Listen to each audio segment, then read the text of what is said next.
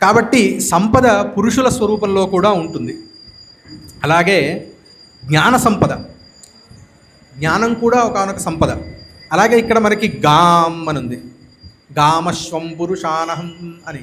గామ్ అని అంటే ఏంటి? గోవు, గోవు అని అర్థం. గోవు అని అంటే సరే పశు సంపదని అది తెలియచేస్తోంది. ఎందుకంటే గోవులో సకల దేవతలు ఉంటాయి, పశు సంపద. అదొక్కటే కాదు, ఇక్కడ గోశబ్దానికి వాక్కు అని కూడా అర్థం. నిరుక్తంలో గోశబ్దానికి వాక్శబ్దానికి పర్యాయ పదాలుగా గోశబ్దం కూడా ఉంటుంది. కాబట్టి గామ్ అంటే వాక్కుని అనే అర్థం కూడా వస్తుంది. వాక్శుద్ధి కూడా ఒకానొక సంపదే. ఈరోజు ఎవరితో అయినా నలుగురితో మనకు తెలిసినటువంటి విషయాలు మనం తెలియపరచాలంటే కూడా దాన్ని మాట్లాడడానికి, దాన్ని కన్వే చేయడానికి కూడా అది కూడా ఒక స్కిల్. ఈరోజు దాన్ని కూడా మనం కమ్యూనికేషన్ స్కిల్స్ అంటున్నాం, ప్రజెంటేషన్ స్కిల్స్ అంటాం. అంటే ఏమిటి? ఒక విషయాన్ని నేను ఇప్పుడు గంటన్నర చెప్పాలన్నా చెప్పగలగాలి, 10 నిమిషాల్లో ముగించాలన్నా ముగించగలగాలి. అది కూడా ఒకానొక సంపదే.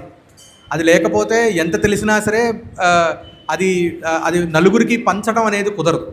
కాబట్టి గామ్ అనంటే ఇక్కడ చక్కగా మాట్లాడగలిగేటటువంటి శక్తి. వాక్శుద్ధి అంటే ప్రస్ఫుటంగా ఉచ్చరించగలగటం కూడా ఒకానొక సంపదే. అలాగే వాక్శుద్ధి అంటే అదొక్కటే కాదు,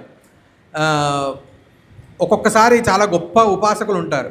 వారి దగ్గరికి వెళితే అయ్యా నాకు బాధ కలుగుతోంది అని అంటే, వెళ్ళిపో, నీకేం కాదు, నీ బాధ తొలగిపోతుంది అని అన్నా కూడా తొలగిపోతుంది. దేనివల్ల అంటే వాళ్ళకున్నటువంటి వాక్శుద్ధి అట్లాంటిది. మనకున్నటువంటి మాలిన్యాలు గొప్పవాళ్ళ యొక్క వాక్కు ద్వారానే తొలగిపోతాయి. అది కూడా ఒకానొక సంపదే. ఈ సంపదలు ఏవి కూడా మనము ఇదమిత్తంగా ఇలా ఉంటాయి అని చెప్పన మనం అది పర్సనిఫై చేయలేం, వాటిని మెటీరియల్ రూపంలో మనం దాన్ని చూపించలేం, కానీ అవి ఉంటాయి.